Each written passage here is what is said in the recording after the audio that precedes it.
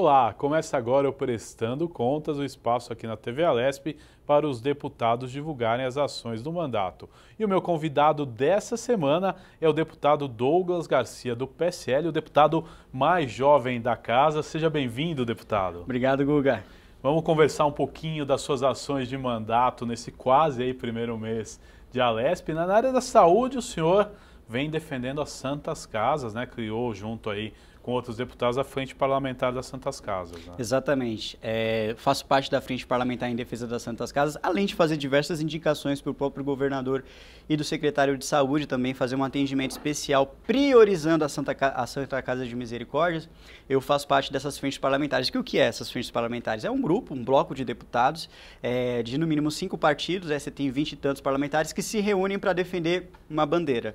Então eu faço parte dessas frentes parlamentares, né, em defesa da saúde, porque eu considero que a saúde do nosso estado, com relação àquilo que é veiculado ao orçamento, precisa ser prioritário. Eu vejo aí muita gente reclamando nos cortes que o governo vem fazendo na questão da cultura. A cultura ela é importante, mas a saúde, assim, ela é prioritária, desde que nós venhamos tirar de um excessivo que não esteja utilizando e passar para a questão orçamentária da saúde, eu acredito que isso seja o melhor. Agora, deputado, o senhor elegeu as Santas Casas pela questão da necessidade mesmo, são muito precárias hoje no estado? A gente tem aí a Santa Casa de Misericórdia, aquela que fica no bairro da Santa Cecília, por exemplo, aqui na capital de São Paulo. De São Paulo, exatamente. A gente só teve verba do governo federal, melhor dizendo, do Congresso Nacional, de alguns deputados que deram, né, que trouxeram para nós aqui na Santa Casa de Misericórdia. Aqui dessa casa ainda não saiu nenhuma, né? Infelizmente isso é um descaso muito grande. Eu denunciei aqui, inclusive,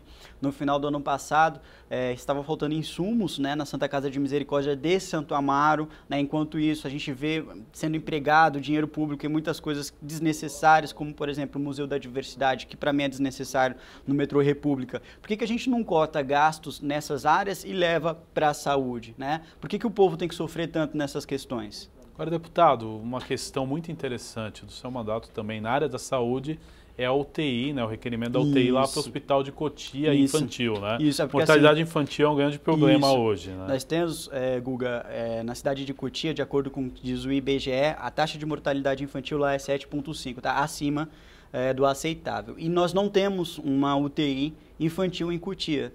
Então eu já fiz esse requerimento, já conversei com o governador do estado pedindo a construção de uma UTI infantil em Cotia. Ainda estou aguardando no prazo de resposta que ele precisa me dar, porém, se ainda não vier, eu vou bater na porta do Palácio dos Bandeiras de novo, eu vou utilizar tudo que eu puder para fazer a construção. O senhor tem cobrado o governador de forma ostensiva, deputado? Sim. Eu acho que desses últimos 15 dias eu já fui no Palácio dos Bandeiras umas 2 ou 3 vezes para cobrar o governador com relação à sua agenda, porque ele disse que ele vai priorizar 3 coisas no estado de São Paulo. A questão da saúde, né? Educação e a questão da segurança. Saúde, educação e segurança. Então, se ele falou que vai cuidar da saúde como primeiro lugar, então, governador, por gentileza, faça a construção da nossa UTI infantil em Cotia. Agora, uma outra coisa que o senhor tem fiscalizado é o Hospital São Luís Gonzaga no Jaçanã, né? Qual a situação lá, deputado? Infelizmente, o Hospital São Luís Gonzaga, ele é do município, né? Porém, eu acredito que mesmo como deputado estadual, eu devo, é meu papel, e cobrar, né? Saber o que está acontecendo no poder público. Infelizmente, muitas alas do Hospital São Luís Gonzaga foram fechadas, inclusive a própria UTI, né? O que está acontecendo no Hospital São Luís Gonzaga? E pelo que foi passado pela prefeitura, houve sim repasse de dinheiro, né? O SUS repassou o dinheiro para que fosse atendido e ainda assim foi fechado. Então eu enviei um requerimento de informações para o secretário de saúde perguntando o que aconteceu, estou aguardando ele me retornar, né? Espero que seja o quanto antes, porque o hospital não pode ficar sem atendimento, para que a gente consiga, enfim, trabalhar, se for o caso, abrir até mesmo uma CPI, né? Porque não é possível um hospital que recebe verba pública, que recebe dinheiro, que está tendo a demanda com relação ao orçamento atendido, fechar alas tão importantes para o atendimento da população. Agora, deputado, o senhor também pediu uma van adaptada para a região de Taboão da Serra, né? Qual que é a necessidade lá? Sim, essa van adaptada é para atender, além da questão de assistência social, também a questão de saúde. Uma van já seria o suficiente para a gente conseguir, porque Taboão da Serra não é um município igual São Paulo, que tem a quantidade enorme de habitantes. Eles estão precisando apenas de uma nessa questão de assistência social. Eu solicitei para que seja enviado. Se acaso não for prestado pelo governo do estado, eu vou enviar uma emenda parlamentar aproveitar mesmo para a gente conseguir entregar uma van para o município de Taboão da Serra. Agora, deputado, casos de dengue em Araraquara, o seu mandato também pediu explicações para o secretário de Saúde. Tá surreal. Né? Acho que semana retrasada, mais de 1000 casos de dengue, né? Ninguém falou nada, ninguém buscou nada, o povo de Araraquara estava sofrendo, né? Eu conversei com o secretário de Saúde, pedi para que ele venha fazer uma intervenção na cidade de Araraquara, porque o Estado precisa intervir. Se a Prefeitura não consegue prestar assistência de saúde suficiente para a população do município de Araraquara, então o Estado precisa fazer isso. Se o Estado não conseguir, meu Deus do céu, a gente chama a União, é um presidente da República. Mas a gente precisa atender essa população, eles estão sofrendo muito, acho que de todas as cidades do município de São Paulo, Araraquara é a que mais está sofrendo com essa questão da dengue, e eu cobrei um posicionamento do secretário de Saúde. Agora, deputado, o senhor está atuante na área de saúde, qual o raio-x de saúde no estado de São Paulo? Um caos verdadeiro. Eu acredito que quando o governador fala que a saúde ela precisa ser prioritária e ele vem com esse sistema de contingência, meu Deus do céu, não vou me arriscar a falar essa palavra porque é muito difícil, eu sempre erro, mas ele vem cortando verbas de algumas áreas para poder contingenciar, nas áreas que realmente importam. Né? Então eu acredito que ele não está errado, a gente precisa dar um tratamento prioritário para a saúde, o raio-x da saúde no nosso estado está um caos. Eu sou um deputado conservador, portanto eu acredito que o estado ele não deve se intervir tanto na vida da população, mas ele precisa atender o residual. O que é o residual? Atender a demanda da população que não tem condições de andar com as próprias pernas, né? Aquela pessoa que mora na favela, que é da periferia, que não tem condições de pagar um plano de saúde, o Estado precisa atender com qualidade. Então não tem como a gente pensar, por exemplo, vamos mandar verba para cultura, vamos mandar verba para fazer isso, para fazer... Cultura é importante? É importante, mas vamos lá, a gente precisa primeiro tratar de questões muito mais prioritárias como a saúde.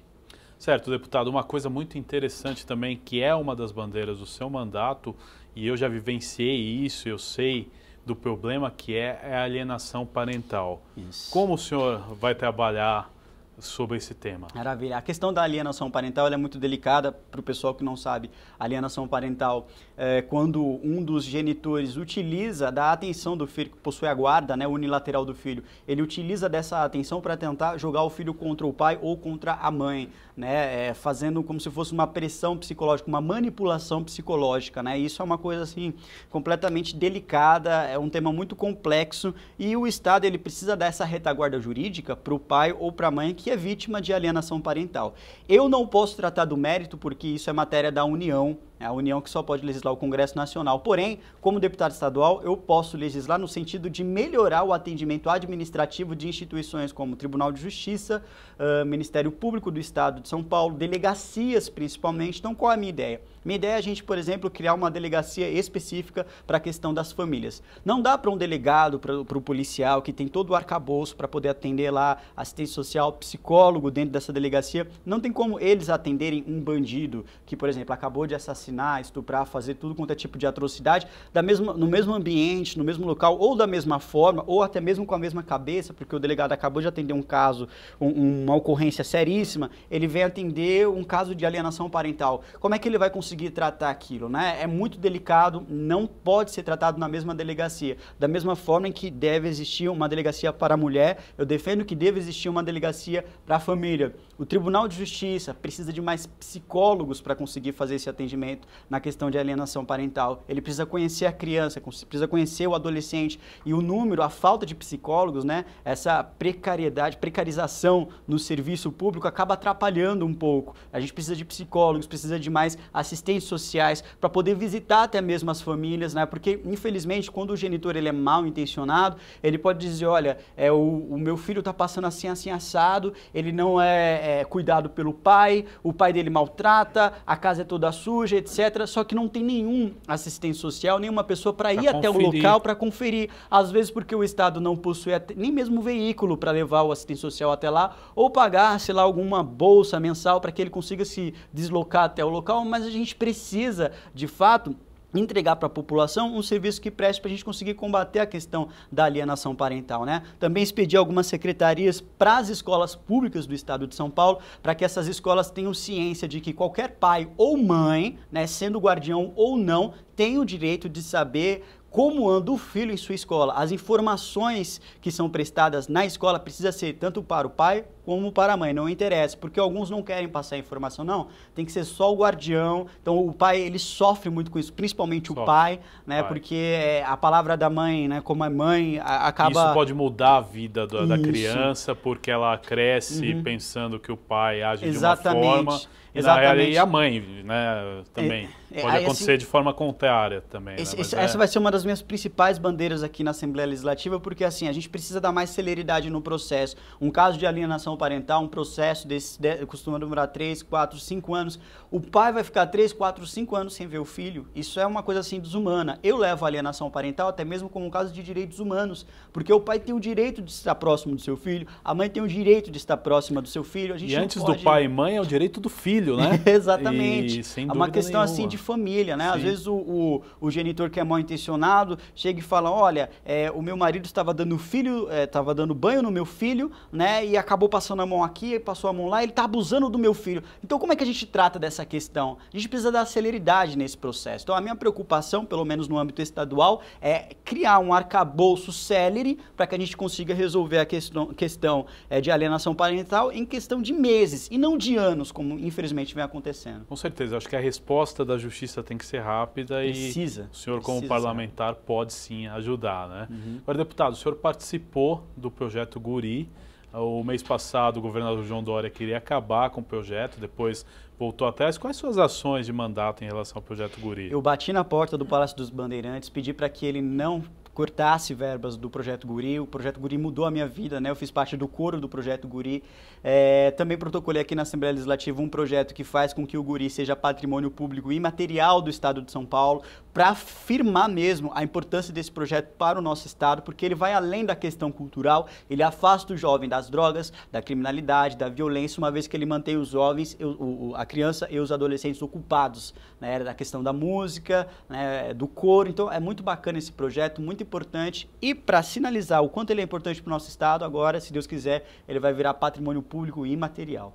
Deputado, uma coisa que é uma bandeira sua também é infância sem pornografia. Isso. Explica para o telespectador da TV Alesp. O projeto Infância Sem Pornografia, não sei se vocês lembram daquele caso escandaloso, onde um homem nu estava dentro do museu, foi tocado por uma criança, né, e teve toda aquela repercussão, aquela polêmica. Então, o projeto Infância Sem Pornografia, ele diz que todas as empresas públicas e empresas privadas que recebem benefício estatal, como benefícios fiscais e etc., não podem, de forma alguma, expor as crianças, né? Ele protege as nossas crianças a qualquer tipo de imaterial nesse sentido, né? Então, ou seja, o projeto Infância Sem Pornografia, ele protege a pureza e a inocência da infância das nossas crianças, né? Um projeto que está tramitando aqui agora na Assembleia Legislativa. Se Deus quiser, a gente vai logo inaugurar essas comissões para o projeto ir logo para a plenária e ser aprovado, mas é mais uma forma, mais um método da gente brigar pela pureza das crianças. Agora, deputado, desde que eu conheço o seu trabalho, eu vejo o senhor falar muito da Escola Sem Partido, sim, né? Sim. Conte um pouco o que você tem feito durante esse mês e o que você vai fazer durante o seu mandato em relação à Escola Sem Partido. Falta apenas uma assinatura para eu conseguir abrir a frente parlamentar pelo Escola Sem Partido. Ainda hoje, se Deus quiser, eu vou abri-lo. O Escola Sem Partido é um projeto muito importante que defende a liberdade de pensamento na sala de aula. Ele não é a lei mordaça, ele garante que o professor, na condição de professor, não venha utilizar da audiência cativa dos estudantes para doutriná-los, né, para impor o seu posicionamento político e ideológico. Então, a Escola Sem Partido é um projeto da pluralidade de ideias, é um projeto que precisa ser defendido e que, se Deus quiser, a gente vai passar aqui na Assembleia Legislativa. Agora, na sua visão, na sua opinião, como parlamentar, hoje existe muito partido nas escolas, universidades, etc. Sim, exatamente. O senhor pode ir, por exemplo, nas universidades isso se destaca mais ainda, porém, movimentos como a União Brasileira dos Estudantes Secundaristas, a União Paulista dos Estudantes Secundaristas, União Nacional dos Estudantes, em todas essas entidades estudantis, né, os movimentos estudantis, os presidentes são filiados a partidos políticos assim que são contra a Escola Sem Partido. Então, a partir daí você pode para pensar o porquê que eles não querem que o Escola Sem Partido venha, né? Porque as defesas que o movimento estudantil, que as entidades estudantis levantam, são defesas de partidos políticos. Eles não levantam bandeiras dos estudantes, eles levantam bandeiras de partidos políticos, que não representam a totalidade dos estudantes. Um dos projetos até do presidente Jair Bolsonaro junto ao Ministério da Educação é que eles mesmos façam a emissão das carteirinhas de estudante. O que o senhor acha disso? Graças a Deus, né? É um projeto que eu 100% apoio. A gente não pode ficar refém da Uni, a gente não pode ficar refém da União Nacional dos Estudantes. Infelizmente, eu sou estudante, né? Eu estou no primeiro ano de Direito. Eu, como estudante, se eu quiser emitir a minha carteirinha, tem que ser da Uni, obrigatoriamente. Eu falo carteirinha estudantil nacional, aquela do bilhete único mesmo. Tá todo mundo preso à Uni, de norte a sul do nosso país, e a Uni ela não representa a totalidade dos estudantes, porque infelizmente ela defende algumas bandeiras partidárias. Né? Então, não pode acontecer isso. Os estudantes precisam ter liberdade. Eu super aplaudo essa atitude do nosso presidente. Agora, deputado, a frente parlamentar do ProERD, que você quer instaurar aqui na casa também, como funciona? Olha, eu estou atrás dessa frente parlamentar porque, infelizmente, a gente viu uma associação, eu não vou dizer o nome, né, porque eu estou cansado de tanto levar processo, vou ser sincero contigo.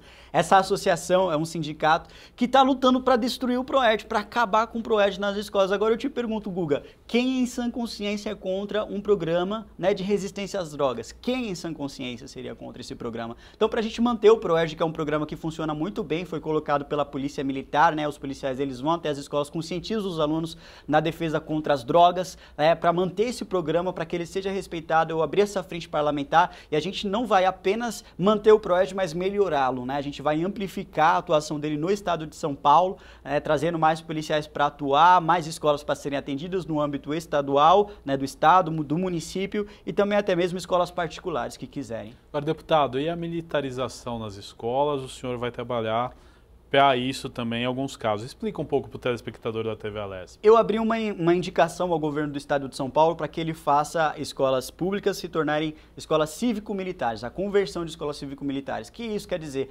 Vai gastar mais do erário? Não.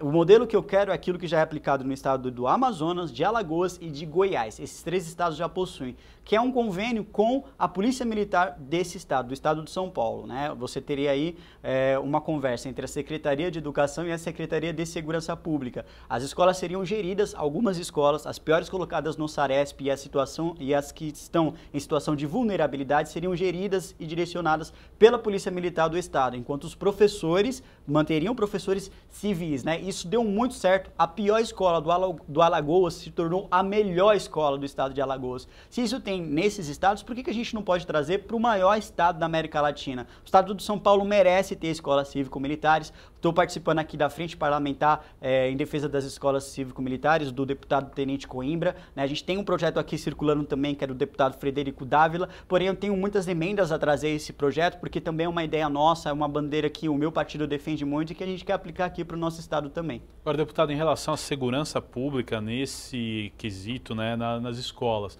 como você vê hoje a segurança nas escolas? Então, o Colégio Cívico-Militar, ele também vem para reforçar essa questão da segurança, porque infelizmente nós temos alguns alunos agredindo professores, né, questão de utilização de drogas dentro da sala de aula, relações sexuais acontecem também dentro das escolas e isso tem se tornado uma coisa frequente, Guga. Isso muito me preocupa porque a escola não é lugar para se fazer nada disso, né? Então a gente precisa trabalhar, além da questão do sucateamento da educação, porque eu sei que a educação no nosso estado ela é sucateada, a questão da disciplina. Porque não adianta eu investir e chegar no dia seguinte alguém vai lá e quebra, né, faz destruição de patrimônio público, não respeita o ambiente estudantil, não respeita o professor. Então essa questão de disciplina, né, eu recebi hoje uma carta da Prefeitura de São Carlos, né, da cidade de São Carlos, da Câmara Municipal de São Carlos, pedindo por favor para que a casa legisle no sentido de fazer com que as escolas respeitem mais os professores, que os professores tenham autoridade dentro da sala de aula. Então eu vou responder dizendo que a gente está trabalhando para a questão das escolas cívico-militares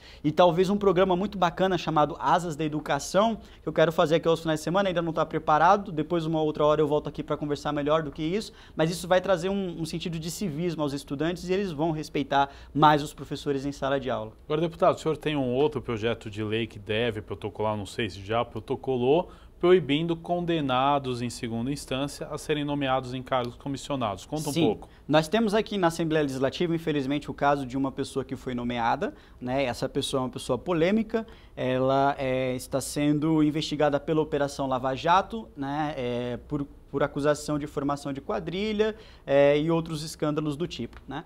Então, eu protocolei um projeto aqui que diz que condenados em segunda instância não podem ser nomeados para cargos em comissão. Nós já temos isso na questão da Lei Maria da Penha, porém eu quero abranger os crimes, não apenas na Lei Maria da Penha, mas diversos tipos de crimes. Isso seria interno na casa ou em todo o estado de São Paulo? Em todo o estado de São Paulo. Nenhum local pode ser nomeado pessoas condenadas nessa relação de crimes que eu dei. São as fichas sujas. Né? Exatamente, né? Seria mais ou menos uma lei ficha limpa trazida para o ambiente do serviço público estadual, né? O estado de São Paulo, ele merece o melhor, você não concorda, Gugu? O estado de São Paulo merece o melhor. Então, se a gente quer trazer eficiência, se a gente quer trazer moralidade, né, legalidade, impessoalidade, publicidade, a gente tem que atender aquilo que diz a Constituição da administração pública nos seus princípios, fazendo com que a gente afaste aquilo que é de ruim da administração pública através de leis como essa. Agora, deputado, o senhor protocolou por esses dias também um requerimento pedindo informações sobre as obras no Palácio dos Bandeirantes. O que o senhor achou disso? Olha, eu achei um absurdo, infelizmente, o governador... Eu sou um grande crítico do governador, né? Eu não sou base e nem oposição, eu me considero independente, eu e meu partido. Porém, o que o João Dória fez no Palácio dos Bandeirantes, ele simplesmente destruiu, transformou ali na casa do Conde Drácula, eu falei isso no plenário. Tudo escuro, cinza, não respeitou a questão dos objetos tradicionais, né? Clássicos, históricos, culturais do Palácio dos Bandeirantes, né? E eu, como conservador, eu quero preservar isso, eu preciso preservar essas coisas. Então eu enviei um ofício para o Ministério Público pedindo, pelo amor de Deus, alguém pare esse homem, porque a gente não pode mais permitir que o Palácio dos Bandeirantes seja destruído por dentro, né? A arquitetura do Bandeirantes é muito bonita, ele não pode fazer da forma que bem lhe convier. Agora, deputado, um outro projeto muito interessante, provavelmente o senhor vai protocolar ou até já protocolou na casa, é a questão do nome de ruas. Conta um pouco. Sim, o pessoal tá cansado dessa questão de mudar nome de rua, né? Poxa, você é deputado de ficar mudando o nome de rua. Não, esse projeto para mim não é para a gente criar mais alterações de nome de rua. Pelo contrário, apenas com a aprovação de 2/3 dos munícipes é que uma rua ou logradouro público poderá ter o seu nome alterado. Porque, por exemplo, às vezes o cara tá acostumado a ter a Rua João, né? Vamos tá lá, a Rua João. Aí do nada ele acorda de manhã, mudou o nome da rua de Rua Nova Maria, entendeu? Por quê? Porque a Câmara Municipal decidiu que tem que ser assim.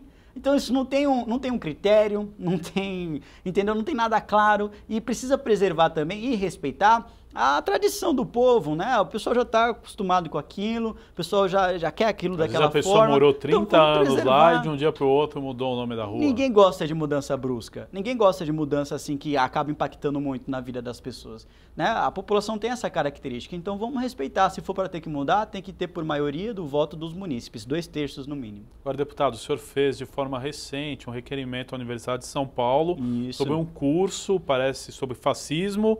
E me parece que no material de divulgação tinha foto do presidente, é isso? Sim, exatamente. Eles colocaram, a Universidade de São Paulo cedeu um espaço para que fosse feito um curso na FEFELESH, que é a Faculdade de Filosofia, Letras e Ciências Humanas da USP, consegui lembrar o nome de tudo. E eles colocaram o presidente da República como se fosse a figura do fascismo a ser combatida no Brasil, né? Eu achei aquilo um absurdo total, assim, surreal.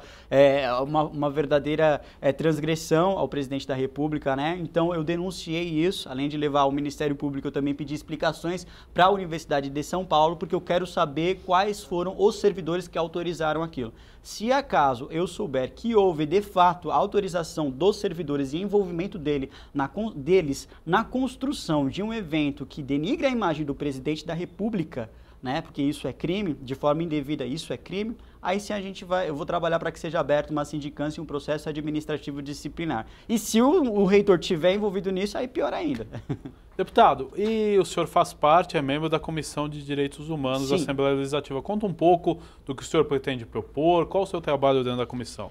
Google, eu quero trabalhar para direitos humanos a humanos direitos. Eu quero que a Comissão de Direitos Humanos faça acabar com esse estereótipo de que direitos humanos no Brasil só defendem bandidos. Eu quero defender as vítimas da bandidagem aqui no estado de São Paulo, principalmente porque, muito embora o nosso estado tenha um índice de violência menor que os demais estados da federação, nós precisamos fazer com que as vítimas dos bandidos sejam atendidas, as vítimas que são as famílias dos policiais militares mortos em serviço, né? A gente precisa atender aquelas mulheres que são abusadas, né? Trazendo mais defesa para essas mulheres também, né? A doutora Janaína sempre falou de um projeto muito bacana que eu quero trazer para a Comissão de Direitos Humanos também, que é ensinar autodefesa a essas mulheres, já que eu não posso legislar sobre armamento, armas de fogo. A gente pode trabalhar nisso também, a questão da alienação parental, que eu também vejo como um direito humano, né? Acabar com o ativismo judicial de algumas instituições, de alguns membros de algumas instituições, como o Ministério Público, né? Tribunal de Justiça, Defensoria Pública. Não digo que são a totalidade assim, mas infelizmente alguns membros que fazem parte desses institutos vão além da questão de fazer o contraditório e a ampla defesa. Eles militam ativamente na defesa desses bandidos, então eu quero acabar com isso, né? Eu acredito que os direitos humanos, eles devem servir a humanos direitos e não na situação que chegou hoje. Deputado, o senhor faz parte também da Comissão de Assuntos Metropolitanos da Casa. Conta um pouquinho também da tua atuação. É que eu sou um deputado de fato estadual. Eu tive votos em 594 municípios, eu recebo muitas demandas, né, no meu gabinete e eu escolhi fazer parte da Comissão de Assuntos Metropolitanos porque eu quero ter mais contato com as cidades, né, que me elegeram. Quero ter mais contatos com as cidades da capital, quero ter mais contatos também com as cidades do interior, eu quero saber quais as demandas precisam ser atendidas, eu quero saber o que é prioritário, né? A minha agenda é prioritário. Então, nos municípios, o que eles estão necessitando nesse exato momento? Eu quero fazer pontes com as outras cidades, porque eu não sou um deputado regional, né? Eu não fui eleito só pela cidade de Araraquara, Sorocaba, Campinas, né, ou São Paulo. Eu fui eleito por diversas cidades e eu quero dar o meu melhor e o máximo para conseguir atender a totalidade de cidades que me deram votos. Deputado Douglas Garcia, estamos chegando, né, a um mês de mandato. Estamos chegando também ao fim do programa e eu quero que o senhor deixe uma mensagem para o telespectador da TV Alesp falando aí do prognóstico dos seus próximos meses de mandato. Maravilha. Meu muito obrigado a todos vocês que me assistiram, a todos vocês que me mandam mensagens de carinho. A gente está aqui trabalhando na Assembleia Legislativa já faz um mês, né? Todos esses dias eu tenho trabalhado muito para conseguir atender toda a demanda, cumprir tudo aquilo que eu prometi e é apenas o começo de uma grande batalha que a gente está enfrentando aqui. Né? Tudo isso que eu disse aqui, toda a minha agenda, ela é apenas o início, eu tenho muitos outros projetos para trazer para o estado de São Paulo. Eu agradeço demais a confiança que vocês me deram para estar aqui. Eu acredito que esse primeiro mês foi apenas um sinal daquilo que está por vir nos próximos 4 anos. Deputado Douglas Garcia, o Prestando Contas está de portas abertas, sempre aí que tiver novidades no mandato, a TV Alesp está à sua disposição para divulgar, tá certo? Muito obrigado. Obrigado, Guga. Este foi o Prestando Contas de hoje. Eu conversei com o deputado Douglas Garcia do PSL. Você pode ver e rever este e outros programas no nosso canal no YouTube. Até o nosso próximo programa. Tchau, tchau!